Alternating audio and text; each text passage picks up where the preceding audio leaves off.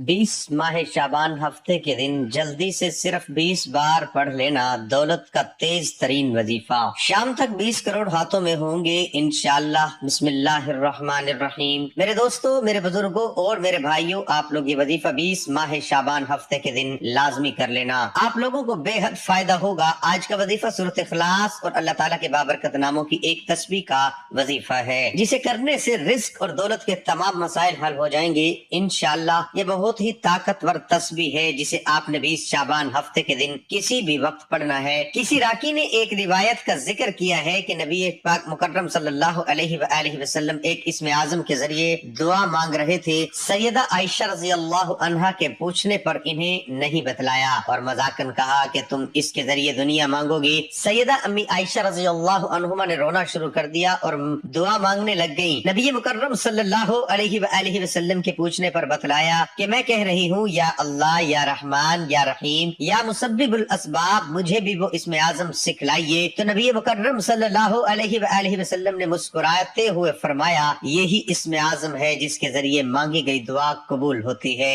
मेरे नाज़रीन, ये जो वजीफा है, ये जो अमल है, ये जो तस्बीह है, इसको अगर बंदा अपनी जिंदगी में एक मर्तबा 20 शाबान हफ्ते के दिन इस तरीके से पढ़ ले तो पूरी जिंदगी उसको इतनी दौलत मिल जाती है, उसको इतना पैसा मिल जाता है कि वो अगर रात दिन अगर वो खर्च करके थक जाए तो भी वो पैसा खत्म नहीं होगा, नस्लें भी वो पैसा खत्म नहीं कर सकती। इतनी दौलत, इतना पैसा, ये छोटा सा अमल अपनी जिंदगी में एक मर्तबा कर लेना, अपनी पूरी जिंदगी में बस एक हफ्ते के दिन ये वजीफा कर लेना, अगले साल का इंतजार करोगे, किसी भी वक्त कर लेना, वक्त की भी पाबंदी नहीं, जगह की भी पाबंदी नहीं, लेकिन आप लोगों को अल्लाह पाक की जात पर यकीन करते हुए वजीफा करना है। अल्लाह ताला पर यकीन हजरत इब्राहिम अलैहिस्सलाम जैसा होना चाहिए जिसके तवक्कल के जरिए आग ठंडी कर दी गई। अल्लाह पर तवक्कल हजरत मूसा अलैहिस्सलाम जैसा होना चाहिए जो दरिया में भी रास्ता बनवा देता है। अल्लाह पर तवक्कल यूसुफ अलैहिस्सलाम की याकूब अलैहिस्सलाम से मिलवा देता है। अल्लाह पर तवक्कल तो शदीद तूफान में भी कश्ती नूह पार लगा देता है। तो क्या हम अपने रब पर तवक्कल नहीं करेंगे जो नामुमकिन को मुमकिन करने की कुदरत रखता है? अल्लाह ताला पर यकीन करने वाले कभी भी जिंदगी की मुश्किलात से घबराया नहीं करते, जिंदगी में छाए हुए गमों के बादलों से परेशान नहीं हुआ करते, क्योंकि इनका यकीन वाहिद यकता रब पर होता है जहाँ बड़ी से बड़ी मुश्किल भी आसान हो जाती है। गमों के छाए हुए बादल खुशियों की किरणों में बदल जाया करते हैं। जब दिल अल्लाह की रजा पर राजी रहने और शुक्र करने की आदत डाले तो सुकून मुकद्दर बन जाता है। जिनका भरोसा अल्लाह पर हो उनकी मंजिल फलाह कामयाबी है। आप लोगों को कोई वज़ाइफ बताते हैं तो कमेंट्स करते हैं कि आप जो है वो गलत बता रहे हैं, सही नहीं बता रहे। दिल में पहले से ही वसवसे हैं आप लोगों के, अभी वीडियो देखते नहीं और वसवसे दिल में आ जाते हैं। तो ऐसे कैसे वज़ाइफ असर करेंगे? तो अल्लाह पाक की जात पर यकीन रखें, अल्लाह पाक की जात पर पूरा भरोसा करते हुए आप लोग जब वजीफा पढ़े तो आपको ये यकीन होना चाहिए कि मैं ये वजीफा पढ़ रहा हूँ, मुझे जरूर फायदा होगा। फिर आप देखें, आप पहले ही दिल में पता नहीं क्या क्या सोच लेते हैं, क्या होगा क्या नहीं होगा।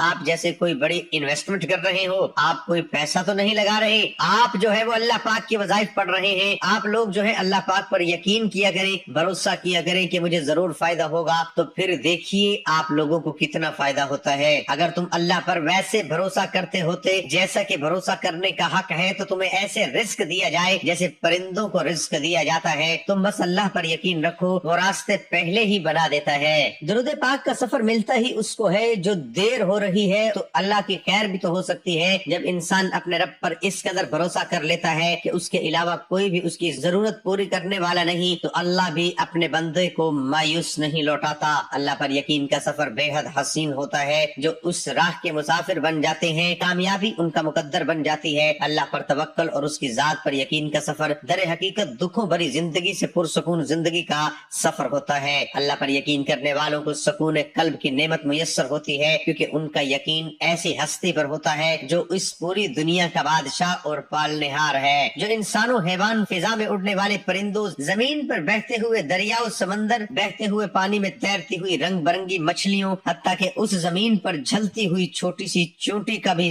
मालिक और परवरदिगार है, जिसके हुक्म कुन फयकून से मुकद्दर बदल जाया करते हैं। और जानते हो यकीन क्या है? जब जिंदगी में गमों के गहरे बादल हों, रोशनी की उम्मीद ना हो, जब सहारा में भटकने वाले मुसाफिर को एक बूंद पानी की उम्मीद ना हो, जब जिंदगी में खिजा ही खिजा हो, पहाड़ की कोई उम्मीद ना हो, उस वक्त दिल से ये आवाज आना परेशान ना हो, अल्लाह है ना। अल्लाह पर यकीन तो समंदर से भी ज्यादा زیادہ گہرا ہونا چاہیے. جتنے بھی مشکل حالات ہوں، جتنے بھی اندھیرے ہوں زندگی میں، پھر بھی توکل صرف اللہ پر ہونا چاہیے کہ ایک دن اس اندھیرے میں روشنی کی کرن ضرور چمکے گی. جو اللہ کی عظیم ذات پر کامل یقین رکھتے ہیں، فلاح و کامیابی بھی انہی کے لیے ہوا کرتی ہیں، تقدیریں بھی انہی کی بدلا کرتی ہیں. حضرت عمر بن خطاب رضی اللہ تعالی عنہ سے روایت ہے کہ رسول اللہ صلی اللہ علیہ وآلہ وسلم نے فرمایا، اگر تم اللہ پر اس طرح توکل اور بھروسہ کرو جس طرح توکل کرنے کا حق ہے، تو وہ تمہیں اس طرح رزق دے گا جیسے پرندوں کو رزق دیتا ہے. پرندے صبح سویرے خالی پیٹ نکلتے ہیں اور شام کو بھرے پیٹ واپس آتے ہیں. فی توکل علی اللہ. ایک بادشاہ نے اعلان کر رکھا تھا کہ جو اچھی بات کہے گا اس کو 400 دینار سونے کے سکے دیے جائیں گے. ایک دن بادشاہ رعایا کی دیکھ بھال کرنے نکلا. اس نے دیکھا ایک 90 سال کی بوڑھی عورت زیتون کے پودے لگا رہی ہے. بادشاہ نے کہا، تم 5-10 سال میں مر جاؤ گی اور یہ درخت 20 سال بعد پھل دیں گے، تو اتنی مشقت کرنے کا کیا فائدہ؟ بوڑھی عورت نے جواباً کہا، جو ہم نے پھل کھائے وہ ہمارے بڑوں نے لگائے تھے اور اب ہم لگا رہے ہیں تاکہ ہماری اولاد کھائے. بادشاہ کو اس بوڑھی عورت کی بات پسند آئی. حکم دیا اس کو 400 دینار دیے جائیں. جب بوڑھی عورت کو دینار دیے گئے وہ مسکرانے لگی. بادشاہ نے پوچھا، کیوں مسکرا رہی ہو؟ بوڑھی عورت نے کہا کہ زیتون کے درختوں نے 20 سال بعد پھل دینا تھا، جبکہ مجھے میرا پھل ابھی مل گیا ہے. بادشاہ کو اس کی یہ بات بھی اچھی لگی اور حکم جاری کیا اس کو مزید 400 دینار دیے جائے. جب اس عورت کو مزید 400 دینار دے دیے گئے تو وہ پھر مسکرانے لگی. بادشاہ نے پوچھا، اب کیوں مسکرائی؟ بوڑھی عورت نے کہا، زیتون کا درخت پورے سال میں صرف ایک بار پھل دیتا ہے، جبکہ میرے درخت نے 2 بار پھل دیے ہیں. بادشاہ نے پھر حکم دیا اس کو مزید 400 دینار دیے جائیں. یہ حکم دیتے ہی بادشاہ تیزی سے وہاں سے روانہ ہو گیا. وزیر نے کہا، حضور آپ جلدی سے کیوں نکل آئے؟ بادشاہ نے کہا، اگر میں مزید اس عورت کے پاس رہتا تو میرا سارا خزانہ خالی ہو جاتا، مگر عورت کی حکمت بھری باتیں ختم نہ ہوتی. اچھی بات دل منہ لیتی ہے، نرم رویہ دشمن کو دوست بنا دیتا ہے، حکمت بھرا جملہ بادشاہوں کو بھی قریب لے آتا ہے. اچھی بات دنیا میں دوست بڑھاتی اور دشمن کم کرتی ہے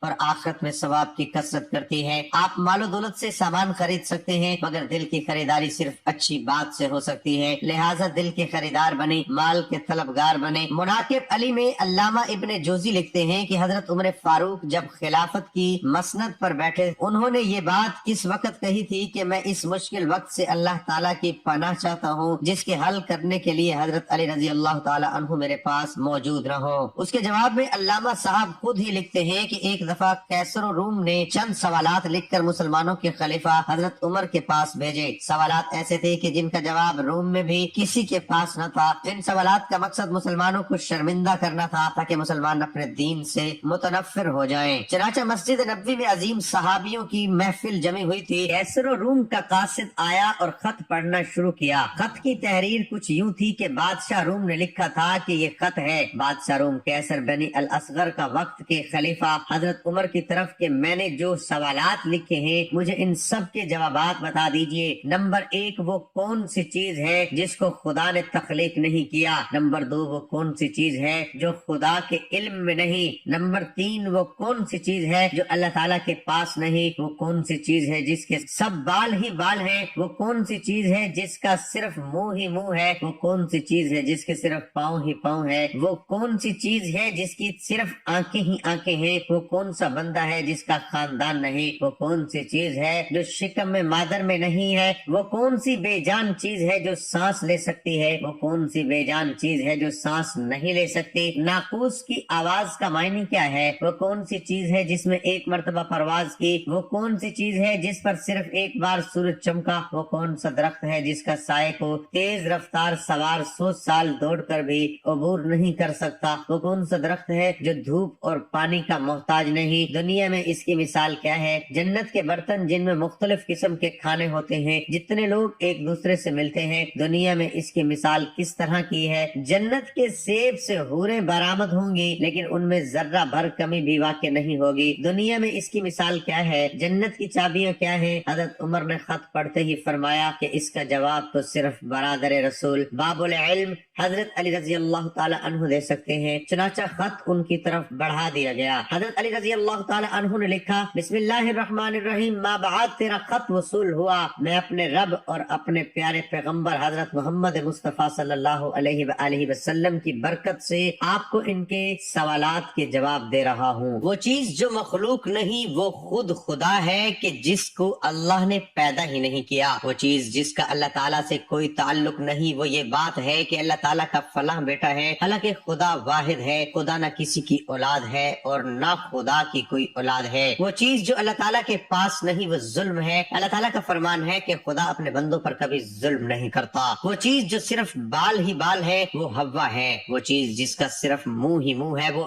آگ ہے، اور وہ چیز جس کے صرف پاؤں ہی پاؤں ہے وہ پانی ہے۔ وہ چیز جس کی صرف آنکھیں ہی آنکھیں ہیں وہ سورج ہے۔ وہ شخص جس کا کوئی خاندان نہیں وہ صرف حضرت آدم علیہ السلام ہے۔ وہ چیز جو شکم مادر میں نہیں رہی، 5 یہ ہیں: نمبر 1 حضرت آدم علیہ السلام، نمبر 2 حضرت حوا علیہ السلام، نمبر 3 حضرت اسماعیل علیہ السلام کی قربانی کا دمبا، نمبر 4 حضرت موسیٰ علیہ السلام کا عصا، اور نمبر 5 حضرت صالح علیہ السلام کی اونٹنی۔ وہ بے جان چیز جو سانس لیتی ہے وہ صبح ہے۔ ناقوس کی آواز کے معنی یہ ہے: حق ہے، ٹھہرو، خدا عادل ہے اور وہ سچا ہے۔ کوہ طور پر وہ پرندہ جس نے ایک مرتبہ پرواز کی تھی، دریائے نیل کی سرزمین پر سورج ایک بار چمکا ہے۔ جس جگہ پر حضرت موسیٰ علیہ السلام نے اپنا عصا مبارک مار کر راستہ بنایا تھا، وہ درخت جس کو میں اگر تیز رفتار کے ساتھ بھی چلوں تو 100 سال تک بھی پار نہیں کر سکتا، وہ شجر توبہ کا درخت ہے جس کی شاخ جنت کے ہر محل میں جاتی ہے۔ دنیا میں اس کی مثال سورج کی ہے کہ جس کے گرد دن ہر گھر میں پہنچتی ہے اور تمام زمین اس کی روشنی سے روشن ہو جاتی ہے۔ وہ درخت جو پانی کے بغیر اگایا تھا وہ درخت ہے جو حضرت یونس کے لیے اگایا گیا تھا۔ اللہ تعالیٰ نے ارشاد فرمایا: ہم اپنے پیارے حبیب کے لیے کدو کی بیل اگاتے ہیں، جنت کے برتن میں بے شمار قسم کے انعامات ہوں گے، وہ ایک دوسرے سے الگ الگ ہوں گی۔ ان کی مثال ہم دنیا میں مرغی کے انڈے کی لے سکتے ہیں کہ جس میں سفید زرد دونوں پانی شامل ہوتے ہیں لیکن ایک دوسرے سے ملتے نہیں۔ جنت میں جو سیب عطا کیا جائے گا اس سے حور برآمد ہوگی، اس کی مثال ایسے ہے جیسا کہ سیب سے کیڑا باہر نکلتا ہے لیکن اس میں کمی واقع نہیں ہوتی۔ وہ چیز جو دنیا میں سب کے لیے برابر ہے، چاہے وہ مومن ہو یا کافر ہو، لیکن آخرت میں وہ صرف اور صرف مومن کو عطا کی جائے گی، وہ کھجور کا میوہ ہے جسے آخرت میں صرف مومن ہی کھا سکے گا، جبکہ دنیا میں اسے مومن اور کافر دونوں یکساں استعمال کر سکتے ہیں۔ جنت کی چابیاں کلمہ توحید ہے۔ ابن مسیب سے مروی ہے کہ خط بادشاہ روم کو ملا، اس نے خط کو پڑھ کر کہا کہ میرے سوالات کے جواب صرف اور صرف خاندان رسول سے ہی مل سکتے ہیں۔ پھر دریافت کیا کہ یہ جواب کسی اعلیٰ ہستی نے دیے ہیں۔ ایلچی نے جواب دیا کہ ان سوالات کے جواب مولا علی حضرت علی ابن ابی طالب رضی اللہ تعالی عنہ، جس کو حضرت محمد صلی اللہ علیہ وآلہ وسلم نے علم کا دروازہ کہا ہے، اس شخصیت نے یہ جواب دیے ہیں۔ یہ خط پڑھنے کے بعد کیسر و روم نے حضرت علی رضی اللہ تعالی عنہ کو خط لکھا کہ مجھے آپ کا ارسال کیا ہوا خط مل گیا ہے، وہ پڑھ کر مجھے یقین ہو گیا ہے کہ آپ اہل بیت ہیں اور رسالت کا قیمتی خزانہ ہے، آپ ہی حقیقی شجاعت اور علم کے وارث ہیں۔ کیسر و روم نے اپنے دوسرے خط میں لکھا کہ میری یہ خواہش ہے کہ آپ مجھے مذہب اور دین کی مزید معلومات بھیجیں، میں خاص طور پر روح کی وضاحت چاہتا ہوں جس کا ذکر خدا تعالیٰ نے اپنی کتاب قرآن مجید میں کیا ہے۔ اے نبی، لوگ روح کے بارے میں تجھ سے پوچھتے ہیں، تم انہیں بتا دو کہ روح میرے پروردگار کا امر ہے۔ یہ روح کیا چیز ہے؟ مولا علی رضی اللہ تعالی عنہ نے جواباً خط میں یہ لکھا کہ ماں بعد روح ایک نورانی نقطہ ہے اور ایک غیر مرئی مخلوق ہے جس کو اللہ نے اپنی قدرت کا کاملہ سے پیدا فرمایا ہے اور اپنی خاص خزانہ سے نکال کر اپنی ملکیت میں رکھا ہوا ہے، اور یہی روح ہی اصل میں ہر چیز کا سبب زندگی ہے، اور ہر روح جاندار کے پاس ایک وقت مقررہ تک امانت ہے۔ جب اس کی مدت مکمل ہو جاتی ہے تو خدا اسے واپس اپنے پاس بلا لیتا ہے۔ اللہ پاک ہمیں بہتر عمل کرنے کی توفیق عطا فرمائے اور ہمیں ایمان کی دولت سے مالا مال فرمائے، آمین۔ میرے ناظرین، یہ وظیفہ چلتے پھرتے پڑھ لیں۔ پڑھنا کس طریقے سے ہے؟ رزق اور دولت کا اگر آپ لوگوں کو شدید مسئلہ ہے، شدید آپ لوگ پریشان ہیں رزق اور دولت کی وجہ سے، تو میرے ناظرین، آپ لوگ اس ویڈیو کو آخر تک لازمی دیکھیے گا۔ یہ ویڈیو آپ کی زندگی بدل کر رکھ دے گی۔ آپ کے مالی حالات اتنے بہتر ہو جائیں گے کہ آپ آج اگر قرضوں میں ڈوبے ہوئے ہو، قرضوں کی وجہ سے پریشان ہو، تو سب معاملات حل ہو جائیں گے انشاءاللہ۔ کئی میرے دوست، میرے بھائی بہنیں کمنٹس کرتے ہیں ہم قرضے میں ڈوبے ہوئے ہیں، تو میرے ناظرین آپ لوگ یہ وظیفہ لازمی پڑھ لیجئے گا۔ اور میرے ناظرین یہ وظیفہ اگر آپ جاب کے لیے پریشان ہیں، جاب آپ کو نہیں مل رہی، تو آپ جاب کے لیے سب سے بہترین وظیفہ ہے، یہ وظیفہ کرنے سے آپ کو فوراً نوکری مل جائے گی۔ اگر کاروبار آپ کا ڈاؤن ہو چکا ہے، کاروبار آپ کو اگر لگتا ہے کہ میرا ہی کاروبار کم ہے، میرے آگے پیچھے جو دوسرے لوگ ہیں ان کا کام چل رہا ہے، بہت بہتر چل رہا ہے، میرے ہی رزق پہ بندش ہے، میرے ہی رزق پہ نظر ہے، تو میرے ناظرین یہ وظیفہ آپ کو کر لینا ہے۔ آپ دکان پر اگر بیٹھے ہوئے ہیں تو بھی اللہ پاک کی ذات پر یقین کرتے ہوئے یہ وظیفہ پڑھ لینا، گھر میں ہے تو گھر میں پڑھ لینا۔ آپ یہ وظیفہ پڑھ کے فوری طور پر معجزہ دیکھ لینا، فوری طور پر آپ کا کاروبار بھی بہتر ہوگا، آپ کے گھر میں پیسہ بھی آنا شروع ہوگا، آپ کی جیب بھی بھرنا شروع ہوگی اور کاروبار میں ترقی بھی ملے گی۔ اور آپ کو اگر بالفرض کوئی بڑی رقم کی بھی ضرورت ہو، بڑی رقم کی بھی فوری ضرورت پڑ جاتی ہے، تو بھی آپ یہ وظیفہ لازمی پڑھ لینا۔ بڑی سے بڑی آپ کو رقم چاہیے ہوگی تو اللہ پاک آپ کو ضرور دے دے گا۔ میرے ناظرین سب سے پہلے آپ یہ وظیفہ جب پڑھنے لگے تو درود پاک پڑھ لینا۔ درود پاک جو ہے وہ 3 مرتبہ یا 7 مرتبہ یا 11 مرتبہ درود پاک پڑھ کے اس کے بعد فوراً سے 1 مرتبہ، میرے بزرگوں، میرے بھائیوں، میری بہنوں، بڑی توجہ سے دیکھیے، آپ لوگوں کے لیے، آپ کے مسائل کو حل کرنے کے لیے، آپ لوگوں کے لیے ہی یہ ویڈیو بنائی گئی ہے، تو اس ویڈیو کو بالکل سکپ نہ کریں، ورنہ کمنٹس کرتے رہیں گے کہ وظیفہ سمجھ میں نہیں آ رہا۔ تو ہر چیز آپ کو اس ویڈیو میں بتائی جائے گی۔ آپ سے بہت زیادہ گزارش کرتا ہوں کہ آخر تک لازمی جو ہے وہ ویڈیو کو دیکھیے۔ درود پاک 3 مرتبہ، 7 مرتبہ یا 11 مرتبہ سب سے پہلے پڑھ لینا، تو ثواب کے طور پر 1 مرتبہ میرے ساتھ بھی پڑھ لیں۔ اللہم صلی علی محمد وعلی آل محمد کما صلیت علی ابراہیم وعلی آل ابراہیم انک حمید مجید۔ اللہم بارک علی محمد وعلی آل محمد کما بارکت علی ابراہیم وعلی آل ابراہیم انک حمید مجید۔ اور اس کے بعد آپ کو فوراً سے 1 مرتبہ سورۃ کوثر پڑھ لینی ہے۔ انا اعطیناک الکوثر فصل لربک وانحر ان شانئک هو الابتر۔ ایک ہی مرتبہ آپ لوگ سورۃ کوثر پڑھ لیں اور ایک ہی دفعہ سورۃ اخلاص پڑھ لیں۔ قل هو اللہ احد اللہ الصمد لم یلد ولم یولد ولم یکن له کفوا احد۔ ایک مرتبہ سورۃ اخلاص جب پڑھ لیں اس کے بعد یا اللہ یا اللہ یا اللہ 11 مرتبہ یا اللہ پڑھ لیں۔ اس کے فوراً بعد یا رحمانو یا رحمانو یا رحمانو یا رحمانو 11 مرتبہ ہی پڑھ لیں، اور اس کے بعد فوراً سے یا رحیمو یا رحیمو 11 مرتبہ یا رحیمو پڑھنے کے بعد آپ لوگوں کو فوراً سے 1 مرتبہ پڑھیں لا حول ولا قوت الا باللہ العلی العظیم۔ اسی طرح دوسری مرتبہ پڑھیں، اسی طرح تیسری مرتبہ پڑھ کے 3 مرتبہ لا حول ولا قوت الا باللہ، لا حول ولا قوت الا باللہ، اتنا ہی پڑھ کے سورۃ اخلاص 7 بار پڑھ لیں۔ اس کے بعد آپ لوگوں کو درود پاک جو شروع میں پڑھا تھا 3 مرتبہ یا 7 مرتبہ یا 11 مرتبہ، جتنی مرتبہ جو درود پاک پڑھا تھا